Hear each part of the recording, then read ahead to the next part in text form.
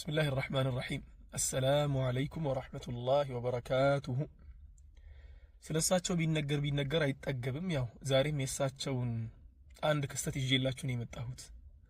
ነብያችን ሰለላሁ ዐለይሂ ወሰለም ብዙ የሚወደድላቸው ማንነት ነበራቸው ከነበራቸው ማንነቶች መካከል ደግሞ እኔ በጣም ወደድላቸው ሁሉንም ወደድላቸዋለሁ ይሄኛው ደግሞ የበለጠ የሚያስደም የሚገርም ነገር ነው ከውዝ አላህ Subhanahu Wa Ta'ala ሁሉን ነገር የሰጣቸው ነብይ ከውበት አልቀራቸው ከደረጃ አልቀራቸው ከክብር አልቀራቸው ከንግስናም እኮ ንጉስ መሆን አልፈለጉም እንጂ ነበሩኮ ንጉስ ነበሩኮ እሳቸው ከመሪነት አልቀራቸው ከፖለቲካ አዛዥነት አልቀራቸው ከምንም ነገር አልቀራቸው ሰለላሁ ዐለይሂ ወሰለም ከሁሉም ነገር ቶፕ የሚባለው ፒክ የሚባለው የመጨረሻውን እንትን ደርሰዋል እሳቸው ሰለላሁ ዐለይሂ ወሰለም እዚያ ላይ ተቀምጠው ለሰው ያላቸው ክብር ለሰው ያላቸው መተናነስን ስትመለከቱ ወላሂ ትገረማላችሁ እስቲ አንዱ ልንገራችሁ ከክስተቶች መካከል ሚስወር ኢብኑ መኽረማህ የሚባል አንድ ሰሃቢ ነበር ያ ሰሃቢ የሆነ ጊዜ ያጋጠመው ነገር እንዲህ ብሎ ይናገራል ሐዲሱ ቡኻሪ ጋር አለ ሙስሊም ጋርም ተዘግቧል ኢማም ነሳኢ ጋር አለ አቢ ዳውድ ጋር አለ ኢብኑ ሒባንም ደግሞ ተቅሪባቸው ላይ አስፍረውታል ሐዲሱን ሚስወር ኢብኑ መኽረማህ ምን ይላል ነብዩ ሰለላሁ ዐለይሂ ወሰለም ዘንድ የሆነ ቀን አንድ ጊፍት መጣ የሆነ ስጦታ መጣሳቸው ጋር እንዲከፋፈል ማለት ነው ወዲያው ነብዩ ሰለላሁ ዐለይሂ ወሰለም ስጦታውን አከፋፈሉት አከፋፍለው ከጨረሱ በኋላ አባቴ ምን ይለኛል አለ ከተወሰነ ሰዓታት በኋላ ማለት ነው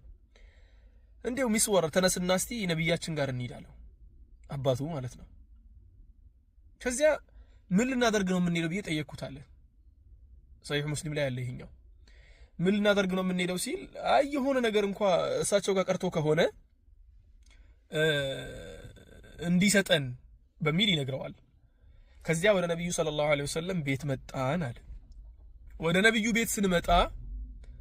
አባቴ በሩ ፊት ለፊት ቆሞ ይሄ የቡኻሪ ሪዋያ ነው አባቴ ቤቱ ፊት ለፊት ቆሞ ግባና ነብዩ ሰለላሁ ዐለይሂ ወሰለም ጥራልኝ ይለዋል አስባችሁታል ነብይ ናቸው የሀገሪቷ መሪ ናቸው ከአላህ ዘንድ የተከበሩ ናቸው የከውሰር ባለቤት አስባችኋል የከውሰር ባለቤት ሊዋ አልሐምድ የሚሰጣቸው ታላቁ ነብይ ግባና ጥራልኝ ሲል ሚስወር አባቱ ያለው ነገር ግራ ቢገባው እኮ ነብዩ ነው ሄጄ የምጠራው አላቸው እኮ ነብዩ ነው አድዑ ለከ ረሱላህ ነው ያላቸው ሰለላሁ ዐለይሂ ወሰለም እኮ የአላህ መልእክተኛ ነው ገብቼ የምጠራሉት ምክንያቱም የሰው አእምሮ ላይ የሚመጣው የአላህ መልእክተኛ መጥራት ሳይሆን እሳቸው ናቸው አይደል ውስጥ መግባት ያለባቸው ልጁም ያሰበው ያን ነገር ነበር ሚስወርም ማለት ነው ከዚያ አባትየው በጣም ገራሚ መልስ መለሱ ምን አሉ አው ግባና ጥራልኝ ኢነሁ ለይሰ ቢጀባሪን አሉ ኩራተኛ እኮ አይደለም እሱ ነብዩ መሐመድ ኩራት የሚያጠቃቸው አይደሉም በጣም የተናነሱ ናቸው ሄድና ጥራልኝ ተባለ ሚስወር ገባና ረዲየላሁ ዐን ጀሚዕሂም ገባና ነብዩ ሰለላሁ ዐለይሂ ወሰለም ጠራቸው እሳቸው አወቁ ለምን እንደመጣ ቀላይ ሲያከፋፍሉ ስለነበር ቤት ውስጥ ደግሞ ምንም ነገር አልቀረም የሚከፋፈል ስለዚህ ነብዩ ሰለላሁ ዐለይሂ ወሰለም የነበራቸው አንድ ልብስ ነበር ያ ልብስ ለራሳቸው የወሰዱት በጣም ውድ የሚባል ያው ተመርጦ የመጣላቸው ለሳቸው ተመርጦ የመጣላቸው ልብስ ነው ውድ የሚባል ምርጥ ልብስ ነበር ያን ልብስ አመጡና ምን ይያሉ ነው ያመጡት አምጥተው ለመኽረማ እየሰጡት ለአባትየው እየሰጡ ማለት ነው خبأناه لك يا مخرمه ነበር ያሉት ያ መኽረማ ይሄን እኮ ላንተ ብለን ደብቀንልህ እኮ ነው ሹፍ ሞራል መጠበቅ ተመልከቱ ላንተ ብለን ደብቀንልህ ማለት እኔ ሳልመጣ ጨርሳችሁ እንዳይባል እኮ ነው መኽረማ እንደዛ ብሎ እንዳይጠይቅ ይሄን ላንተ ብለን እኮ የደበቅንልህ መጀመሪያ ላንተ የተደበቀ ነው ላንተ ብለን አስቀምጠንልህ ነው خبأناه لك يا مخرمه خبأناه لك ብሎ ሰጠውና ከዚያ በኋላ አልተወም ደግሞ በሌላ ሪዋያ ላይ ጠየቀው የኢብኑ ሒባን ሪዋያ ላይ አሁን እንትን ይላል መኽረማን ደስ ብሎታል እንዴ ማለትም ደስ ተሰኝቷል ወይ ነው ወይስ ቅር ብሎታል የሚል ነገር ጠየቀ ምክንያቱም ቅር የሚሰኝ ከሆነ እኮ ቤት ተመልሶ ነብዩ ሰለላሁ ዐለይሂ ወሰለም ሌላ ስጦታም ሊያመጡ እኮ ነው ሰለላሁ ዐለይሂ ወሰለም በጣም ቸር ነበሩ ከቸርነታቸውን ባሻገር ደግሞ ተዋዱዓቸውን ተመልከቱ አንድ ሰው የሆነ ነገር ሲታደል ቦታው ላይ ከሌለ በሸሪዓው ህግ መሰረት አንድ ሰው የሆነ ነገር ሲታደል ያ ነገር ከሱ በፊት የሚያልቅ ከሆነና ቦታው ላይ ከሌለ መጥቶ የመጠየቅ መብት የለውም ለምን አልሰጣችሁኝም ማለት መብት የለውም ነብዩ ጋር ግን ስለ መብት አይደለም ጉዳዩ ለዚያ እኮ ነው ትናንትና ታስታውሳላችሁ ሐዲሱ ላይ እኮ ኢማም አብድ እኮ ስትናገር ባልደረቦቹ ይሞቱለታል እኮ ነው ያለችው። እሱማ ብዙ ሰዎች ይከተሉታል ብላ ስትገምት ይሄንን ማንነታቸውን ስላየች ነው። ተግባባን?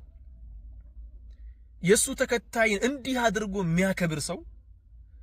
ነብዩ ሰለላሁ ዐለይሂ ወሰለም ነብይነታቸውን የሚያውቅን ካፊር እኮ አይደለም። ይህ ሰው ሙስሊም ነው። የእሳቸውን ነብይነት የተቀበለ ሰው ነው። እሳቸውን የሚወዳቸው ሰው ነው ማለት ይቀየመኛል ብለው እንኳን እንዳያስቡ እሳቸውን መውደድ ከዲን መሆኑን ያውቃል። ሆኖም ግን የተፈጠሩበት ስነ ምግባር ይሄ ነበር። ወኢነከ ለዓላ ኹሉቂን ዐዚም ብሎ አላህ የሁሉም ፈጣሪ አምላክ እኮ ነው አይደል እንዴ እሳቸውን ከፍ አድርጎ የጠራቸው። ለዓላ ኹሉቂን ዐዚም ከፍ ባለ ስነ ምግባር ላይ ነህ ብሎ እኮ ሲጠራቸው አላህ ሁሉንም ስነ ምግባሮችን ያውቃል አይደል? ተግባባን? የተፈጥሮ የበኒ አደምን ስነ ምግባር በአጠቃላይ ያውቃል። የእሳቸውን ለይቶ ግን ዐዚም ሲላቸው አላህ ዘንድ ዐዚም የሆነ ነገር እውነትም ዐዚም ነው። ምክንያቱም ሁሉንም አዋቂ አምላክ ስለሆነ። ስለዚህ ነብያችን ሰለላሁ